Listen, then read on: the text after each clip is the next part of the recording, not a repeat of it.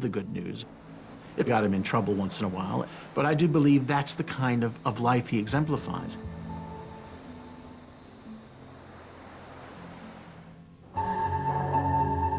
In Manchester, Caroline Wilkinson is completing the second stage of her facial reconstruction of St. Nicholas.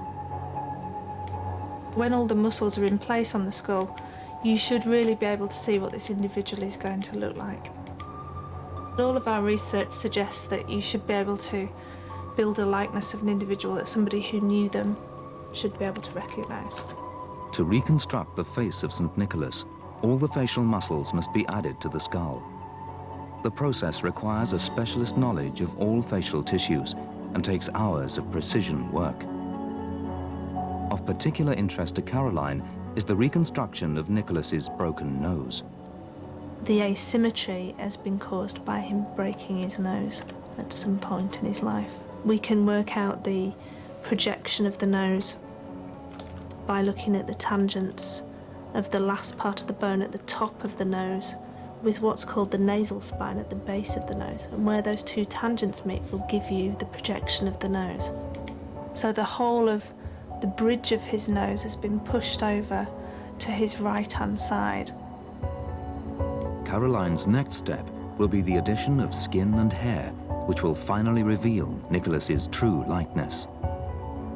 But why would a saint have a broken nose?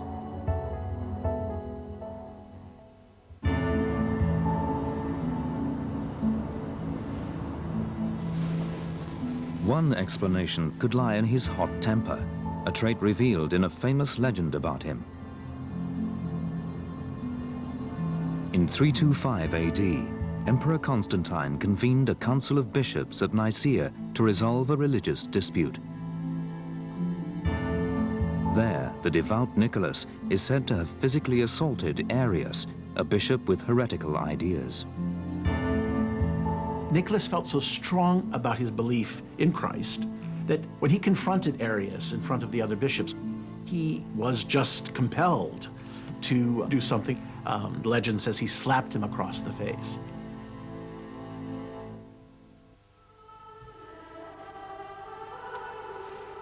Nicholas returned to Myra, where his reputation as a holy man continued to grow until his death around the year 340. Inside the church where he had preached, Nicholas was laid to rest. But his bones were destined to become one of Christendom's most prized relics.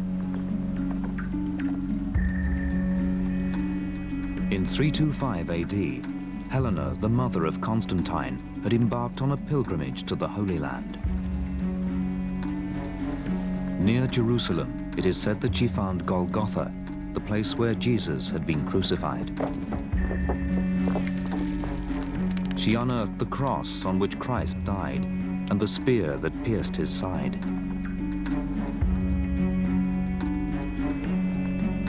On the site, she built the Church of the Holy Sepulchre to house her finds.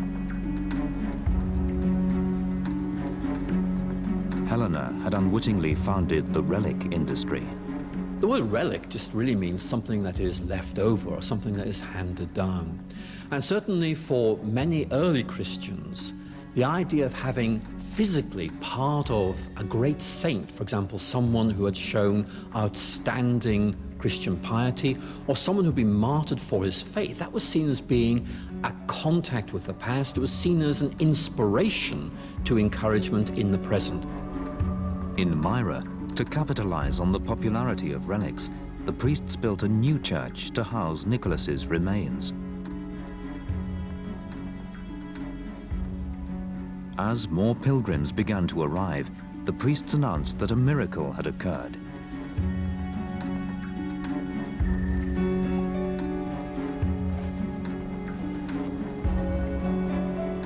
Nicholas's bones were exuding perfumed water, a substance which became known as manna, the divine gift of Nicholas.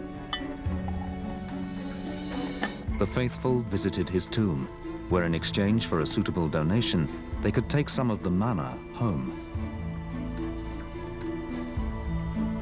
The miracle spread his fame throughout the region. he became known as St. Nicholas of Myra.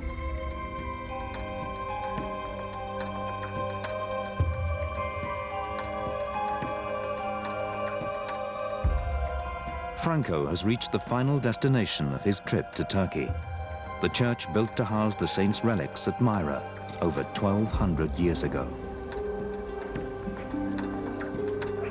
Then, as now, the pilgrim trade was big business. There's a huge industry of looking after pilgrims, of offering them hospitality, of providing them with meals, providing them with little cult objects they can take home with them. There's big business in relics. Nicholas's fame began to spread wider. It reached Bari, an Italian port which had fallen on hard times. The merchants of Bari persuaded a group of sailors to travel to Myra and steal the saint's remains. There's no doubt that pilgrims brought with them trade, but pilgrims needed to have something to come for. Venice had the body of St. Mark. That was a huge attraction, but Bari had nothing, and therefore the quest was there. Can we have something that will make our city as stopping points for these pilgrims? In 1087, the sailors arrived at St. Nicholas's church in Myra. The event was recorded only days afterwards by Nicephorus, a Benedictine monk. Certain citizens of the city of Bari, moved by divine inspiration, had the intention to remove the remains of the blessed and inspired Father.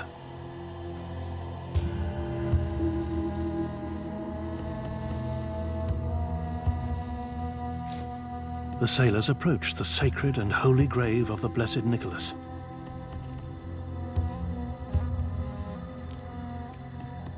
One of them, named Matthew, was carried away with desire and devotion. He rushed upon one of the monks with a sword, saying, "Show us the venerable tomb of the saint, or I shall dispatch you with my sword."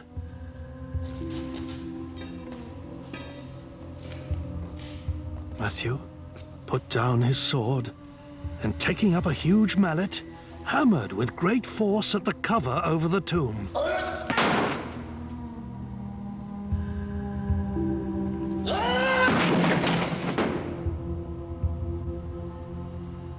Such a fragrant odor wafted up to them that they seemed to be standing in paradise. Matthew, putting aside all fear from his heart, dipped his hands into the sacred oil. He beheld the venerable remains glowing like coals of fire, fragrant above all fragrance. And taking them in his hand, he kissed them and caressed them endlessly.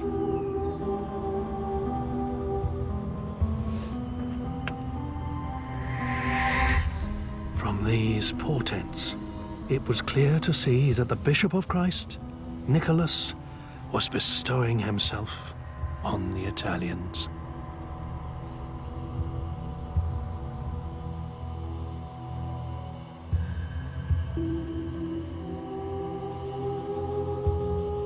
Franco has completed his research in Turkey.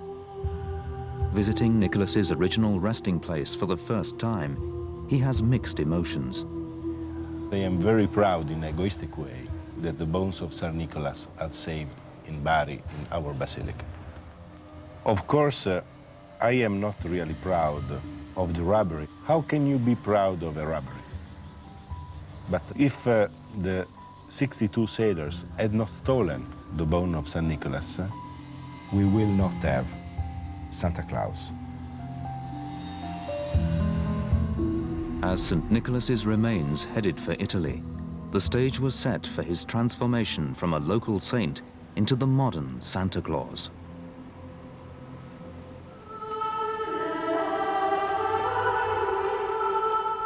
The Italian sailors returned home with their precious cargo. Anticipating the riches that would follow, the merchants of Bari built a magnificent church to house the saint's remains.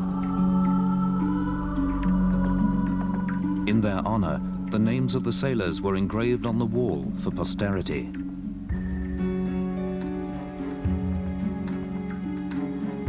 Matthew and his men had a contract with the church in Bari, detailing each man's percentage of the profits that would accrue from the relics.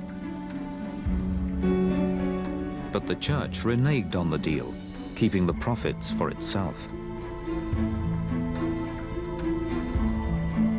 Miraculously, inside the crypt, priests found that Nicholas's bones still exuded manna water.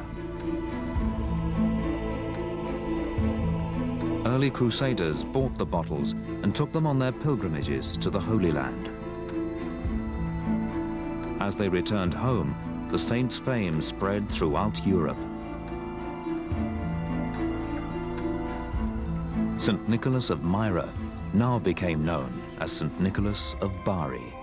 It is a very telling demonstration of the success of the Bari publicity machine, which is able to transfer the merits of the saint from Turkey to Italy. Throughout Europe, the anniversary of his death, the 6th of December, was celebrated as St. Nicholas's Day. But it was in the 12th century that the roots of our modern-day celebrations became established. French nuns were inspired by the legend of St. Nicholas giving bags of gold to the destitute father with 3 daughters. Anonymously, they left stockings full of fruits, nuts, and oranges at the houses of the poor. The practice was soon imitated and became popular across Europe. Today's Christmas stocking originates from this time. But the transformation of St. Nicholas himself into the modern Santa Claus didn't begin until the 16th century. And ironically, it was the practice of worshipping saints' relics that was the direct cause.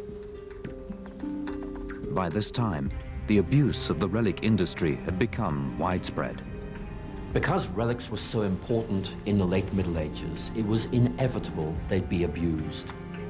See these relics, get to heaven quicker, but there is a fee. And inevitably there were many people who felt this was an abuse. And so the demands began to grow for some kind of reform. In the greatest transformation of the Church since Constantine, the Protestant Reformation sought to bring to an end the worship of saints and relics. Protestants were especially concerned about St. Nicholas because his feast day on the 6th of December had become linked to the whole series of practices which they thought were little more than folk religion. Celebrations of St. Nicholas's Day were declared illegal, so to circumvent the ban, most people moved their festivities to Christmas Day, replacing Nicholas with a multitude of different figures. In America, he was superseded by a small elf-like person, Santa Claus. Then, during the 1800s, the artist Thomas Nast evolved this new character further. Seizing on this image, the Coca-Cola company popularized Santa Claus with a long-running advertising campaign, establishing him as an international icon. But what did the real St. Nicholas look like?